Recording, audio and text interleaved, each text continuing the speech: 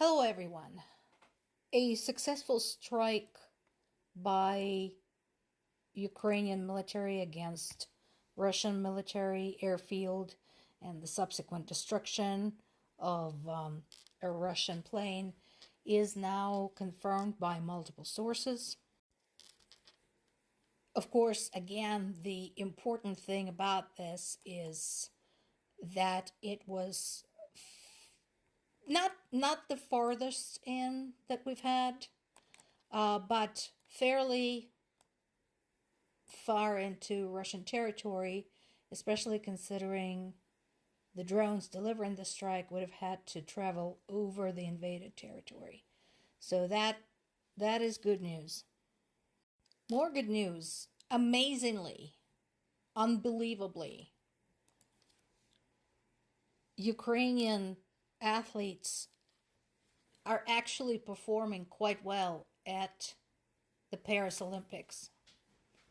Despite the fact that there's war going on at home, despite the fact that we actually don't have that many athletes left because quite a few of them were killed fighting in the war.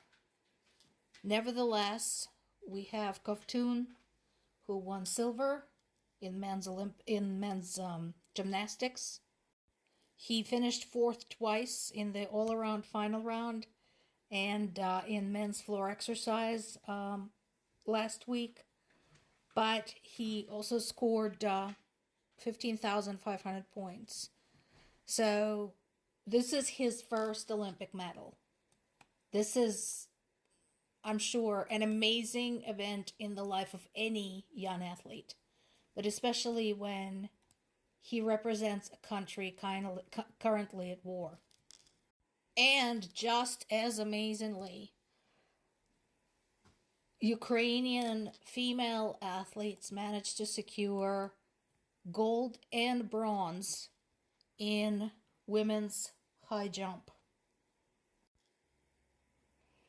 I mean, considering these young men and women didn't exactly have luxury accommodations where to train, considering they probably have all experienced shellings, air raids, etc., all of that, and yet they managed to come through for their country. Just unbelievable. Congratulations, y'all. Meanwhile, oh my God, more consequences. Shit. That is amazing. And once again, who got into trouble? Hungary. So what's going on with that? So Hungary had popped up in the news quite a few times. We already know that Hungary is one of the contenders to be the mediator between Russia and Ukraine. And Ukrainians view it as deeply inappropriate for that task for the same reason as China and Turkey, because it is deeply biased in Russia's favor. So, as of right now, being the member of the European Union, Hungary is in charge of European Parliament. And the first thing it did, or one of the first things it did, was try to cancel the visa requirements for the citizens of Russia and Belarus. Never mind that multiple Russian spies have been discovered on the EU territory and escorted out or arrested.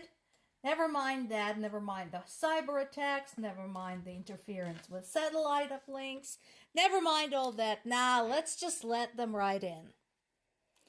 And apparently they were hoping to get away with this, but it didn't work. Enough EU members were outraged by the move and started openly speaking out, demanding stripping Hungary of the privileges of being the member of the European Union. I don't know if it will actually happen. I don't know if it will work. But the fact that they're openly talking about is already huge progress. This is more than I can say about, for example, UN, who basically have become completely useless over the last few years. So definitely a developing story. Let's watch and see what happens next. Now, a few people appear in my comments saying, well, Russia has the land war advantage, so, might as well roll over and give up. Not going to happen, folks. But also, that kind of rhetoric is not helpful. This was not cool during World War II, and it's still not cool when you're openly basically trying to undermine the morale of people who are fighting for their survival. Now, what I want to show you here is what you're rooting for. Starting with this story here. So remember, we brought this up last week that there were unverified stories, right, about bodies of Ukrainian POWs coming back missing organs. And again, we still haven't been able to confirm this, but we've been able to confirm this one. Ukraine's Human Rights Commissioner is demanding an official investigation of an image that has now been widely shared online that shows a Ukrainian prisoner of war killed and dismembered by Russian forces. This doesn't surprise me one bit because, again, we have plenty of evidence at this point of Russia's violations of numerous conventions in treatment of prisoners of war. So this is not surprising to me at all. But the big difference now is that we finally have the evidence that we can go over to the international organizations with and say, here, you wanted something specific, here you go. So again, it remains to be seen, if anything comes of it, because again, UN had lost so much of its credibility at this point that I don't know if they will do anything. But the point is that the story is on the table. It's out there in public. So, more to come. And if you're going to tell me, oh, well, this is just the events of the war. This is not Russian people. Are you sure about this? Because let me show you something else.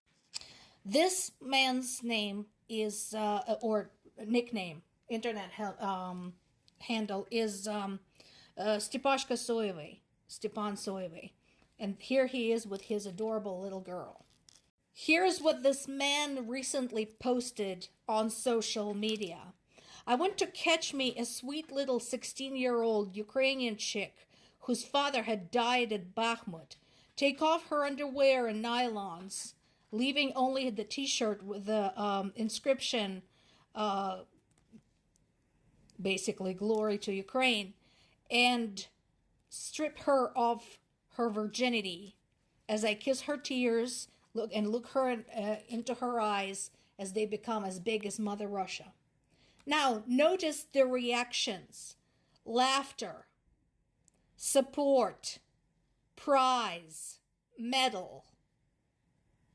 Only one shit icon? Are you gonna seriously sit there and just look me in the eye and tell me, oh, but not all of them are like that? Prove it. I have enough proof to show that majority of Russians are like that, because this is but one post out of thousands and millions. This is how they feel about Ukrainian people. They don't even consider them human, and they don't even believe Ukraine is a real country. This is what they want to do to our girls and women. And he is a father of a small daughter. So if you're going to support them, you might as well know what you're rooting for. This is it.